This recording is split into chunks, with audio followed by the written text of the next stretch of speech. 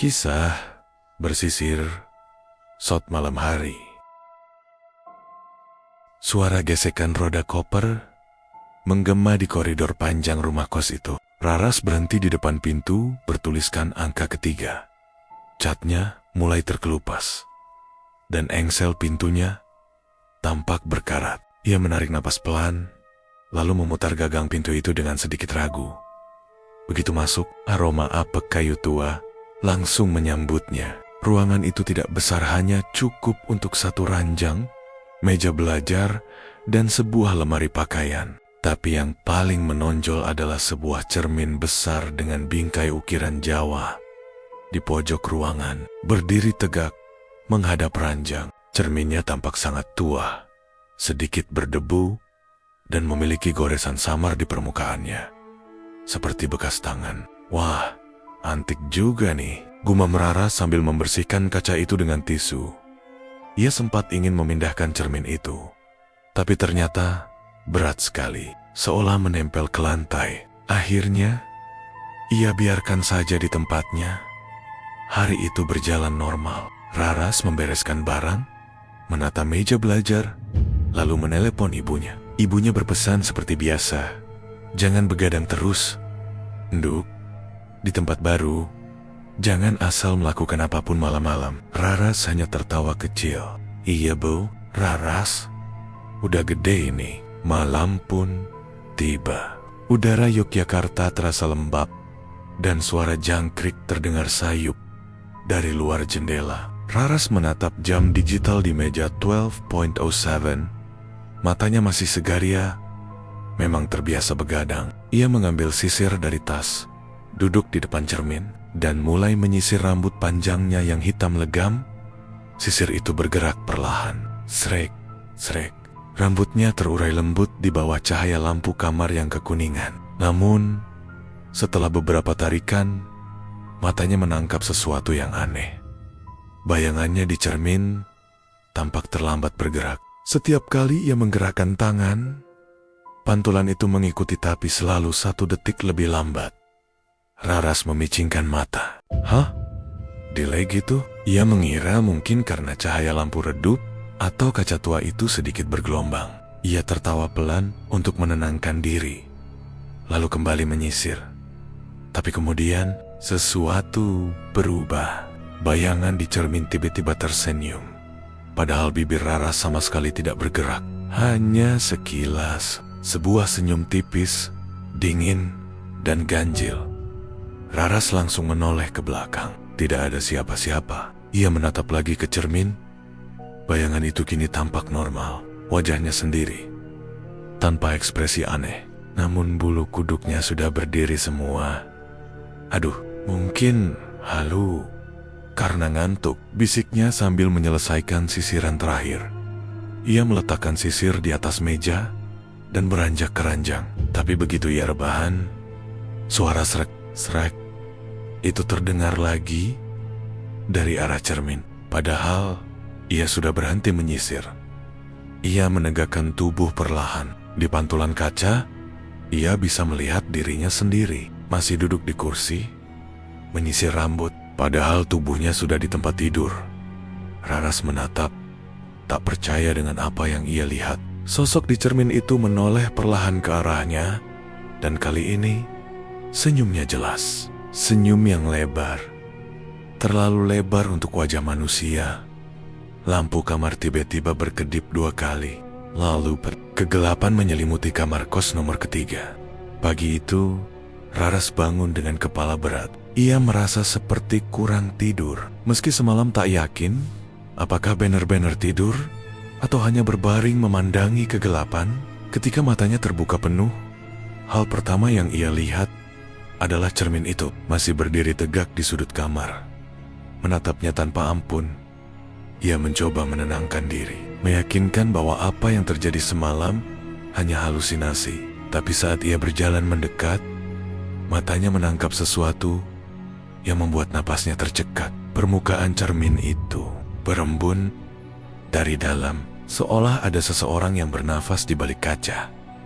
Raras buru-buru menyeka embun itu dengan tisu, lalu tertawa hambar. Udah Ras, lo cuma kebanyakan nonton horor. Sepulang kuliah sore itu, ia mampir ke dapur kecil kos untuk membuat kopi. Di sana ada Maya, teman kos yang menempati kamar nomor 2, gadis asal Klaten yang lebih dulu tinggal di situ. Mereka sempat mengobrol sebentar tentang tugas kampus sebelum Maya tiba-tiba menatapnya serius. Lo nggak apa-apa tinggal di kamar 3? Emang kenapa? Ya, katanya dulu ada mbak-mbak yang Maya menurunkan suaranya. Mati gantung diri di situ. Pas tengah malam, orang-orang bilang dia suka nyisir rambut sambil nangis di depan cermin. Raras memutar bola matanya. Masa percaya gituan? Gue nyisir tiap malam juga biasa aja. Tiap malam? Chamber? Tanya Maya. Wajahnya berubah tegang. Kadang lewat jam 12 sih. Maya langsung diam. Tangannya berhenti mengaduk kopi. Pamali, Ras, jangan nyisir di atas jam 12. Itu waktunya roh gentayangan berkeliaran. Kata ibuku, roh perempuan yang mati penasaran suka menampakkan diri lewat cermin. Raras menertawakan itu dengan gugup. Tapi dalam hati, ada sedikit rasa tidak nyaman yang sulit ia jelaskan. Malamnya, udara terasa lebih dingin dari biasanya. Jam di meja menunjukkan jam 11 lewat 59 menit.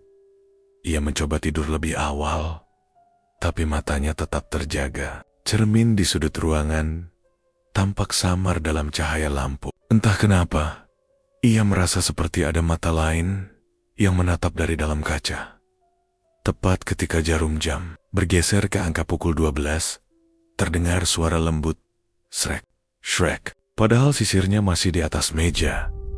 Raras menegakkan tubuh, menatap cermin dengan jantung berdegup kencang. Cahaya dari lampu kamar bergetar halus. Dalam pantulan itu, ia melihat sosok dirinya, duduk di kursi, seperti semalam. Tapi kali ini, bayangan itu menyisir rambut dengan perlahan, sementara Raras sendiri belum bergerak. Bisiknya pelan. Namun, bayangan itu terus menyisir lalu berhenti, menatap lurus ke arahnya. Senyum itu muncul lagi, kali ini lebih jelas, dengan gigi yang tampak hitam dan bibir pucat kebiruan. Seketika lampu kamar meredup, dan Raras spontan menarik selimut menutupi wajahnya. Sampai pagi, ia tidak berani membuka mata. Keesokan harinya, ia bercerita pada Maya. Tapi Maya hanya berkata, lo harus tutup cermin itu pakai kain. Jangan biarin dia ngelihat lo lagi. Dia? Raras? Mengernyit. Iya. Kalau udah nyisir 2 malam berturit-turit di jam pamali, dia bakal tahu siapa yang manggil. Malam berikutnya, Raras menurut. Ia menutup cermin itu dengan kain putih besar yang ia beli dari pasar. Tapi begitu ia menatapnya dari tempat tidur, kain itu bergetar pelan, seolah ada angin yang berhembus dari balik kaca. Lalu, kain itu jatuh sendiri ke lantai. Dari balik cermin, terdengar suara lirih, seperti bisikan seorang perempuan yang sedang menyisir rambut. Shrek, shrek, shrek. Raras menatap kaca itu dengan tubuh gemetar. Di sana, samar terlihat bayangan rambut panjang terurai, tapi wajahnya tak terlihat sama sekali. Sejak malam kain itu jatuh sendiri, Raras tidak bisa tidur nyenyak lagi. Setiap kali ia memejamkan mata, suara seret terdengar samar, seolah berasal dari dalam kepalanya sendiri. Kadang, ia bermimpi seseorang sedang menyisir rambutnya dengan sisir logam tajam, hingga kulit kepalanya terasa perih. Pagi-pagi, ia bangun dengan perasaan aneh. Rambutnya terasa lembab, padahal semalam ia tak mandi. Saat berdiri dan melihat ke cermin kecil di meja belajar, ujung rambutnya basah, meneteskan air. Air itu jernih, tapi ketika menetes ke lantai, warnanya berubah merah samar. Ini apa sih? Ini apa sih? Gumamnya sambil mundur perlahan. Ia langsung menuju kamar mandi untuk mencuci rambutnya. Tapi air keran tiba-tiba berhenti mengalir. Dari pangkuran hanya keluar tetesan lambat, lalu berubah menjadi air kehitaman dengan bau amis. Raras mematikan keran, Tubuhnya gemetar. Udah, cukup, gue harus pindah kos. Namun sore itu, ketika ia hendak keluar, ibu kos mencegahnya. Lo, Mbak Raras, mau ke mana? Mau cari kos lain, Bu? Kayaknya kamar saya agak aneh. Ibu kos menatapnya lama. Kamar 3 ya? Iya, Bu. Wah, itu kamar udah lama kosong. Sebelum kamu, saya kira udah nggak apa-apa. Maksudnya, Bu, dulu ada mbak-mbak yang tinggal di situ. Suka dandan, nyisir rambut tiap tengah malam. Katanya, dia nyisir sambil nangis di depan kaca. Besok paginya, dia ditemukan. Raras menutup telinganya. Sudah, Bu, jangan dilanjut. Ia kembali ke kamar dengan dada berdebar. Langkahnya berat, tapi ia berusaha menenangkan diri. Gue nggak takut, kumes. Malam itu, ia menyalakan semua lampu. Jam menunjukkan jam 12:03. Cermin besar di sudut kamar tampak gelap, tapi permukaannya berembun tebal, seperti napas seseorang yang baru saja menempelkan wajahnya dari balik kaca. Raras mendekat perlahan, mencoba meyakinkan diri. Ia menghapus embun itu dengan tisu. Tapi, di balik lapisan embun, ada bekas tangan. Dari dalam cermin, 5 jari menempel jelas, meninggalkan noda buram. Nggak mungkin, bisiknya. Ia mundur 2 langkah, tapi sesuatu di kakinya membuatnya berhenti. Ada gumpalan rambut panjang tergeletak di lantai, lembab dan dingin. Dan ketika ia menoleh ke meja, sisirnya tak lagi ada. Dari arah cermin terdengar bunyi logam beradu. Klik, klik. Cermin itu bergetar pelan, seperti ada yang mencoba keluar dari baliknya. Bayangan di dalam kaca menampakkan dirinya, Raras, tapi dengan rambut jauh lebih panjang, wajah pucat, dan mata kosong. Sosok itu menyisir rambutnya perlahan, dengan sisir yang hilang. Setiap kali sisir itu bergerak, kulit kepala Raras sendiri terasa seperti tertarik dan perih. Ia menjerit, mencoba melepas ikatan rambutnya. Tapi semakin ditarik, rambutnya terasa makin panjang, seolah-olah sesuatu dari dalam cermin sedang menariknya kembali. Berhenti, jangan. Bayangan itu berhenti sejenak, lalu tersenyum. Senyum yang ia kenali, senyum dari malam pertama. Tiba-tiba lampu kamar mati, hanya pantulan remang bulan dari jendela yang menyinari ruangan. Dalam gelap itu, sesuatu yang dingin menyentuh pundaknya. Raras menoleh cepat, tak ada siapa-siapa. Tapi di cermin, tangan pucat menjulur keluar, menyentuh bahunya dari arah belakang. Ia menjerit dan menepis tangan itu. Tapi sentuhan itu nyata, lembut tapi dingin seperti mayat. Ketika ia menatap cermin lagi, tangan itu sudah tidak ada. Tapi sekerong, ada 2 sosok di pantulan kaca. Dirinya dan seseorang di belakangnya, berdiri terlalu dekat, dengan rambut menutupi wajah. Aku cuma mau nyisir. Suara pelan itu terdengar dari belakang, berat dan serak, seperti berasal dari tenggorokan yang rusak. Raras berlari menuju pintu, tapi pintu itu tak bisa dibuka. Gagangnya panas, seolah terbakar. Ia berbalik ke arah cermin dan mendapati dirinya sendiri. Bayangan di kaca menyisir rambut dengan sisir berdarah. Pagi harinya, Maya mengetuk kamar Raras berkali-kali. Tidak ada jawaban, tapi dari dalam kamar, ia mendengar suara halus. Shrek, shrek, shrek. Maya menempelkan telinganya ke pintu, wajahnya pucat. Raras? Lo di dalam? Tak ada balasan, hanya suara sisir yang terus bergerak dan tawa pelan perempuan dari arah cermin. Hujan turun deras malam itu. Langit Yogyakarta diselimuti petir yang memantul di jendela kamar kos Raras. Di dalam kamar nomor 3, suasana sunyi, terlalu sunyi. Sampai akhirnya, dari arah cermin, muncul suara pelan, tapi jelas. Shrek, shrek, shrek. Raras duduk di pojok ranjang. Lututnya dirangkul, tubuhnya gemetar. Sudah 3 malam bercerit-turit, Ia mendengar suara itu tanpa henti. Ia mencoba menutup telinga, tapi suara itu tetap menembus. Kadang samar terdengar bisikan lembut di sela-selanya. Rambutmu panjang, indah, seperti punyaku dulu. Cermin besar itu kini tak lagi menampilkan pantulan kamarnya, melainkan kegelapan berembun. Seperti ada kabut yang bergerak di dalam kaca. Raras tahu, apapun yang ada di balik sana sudah mulai hidup.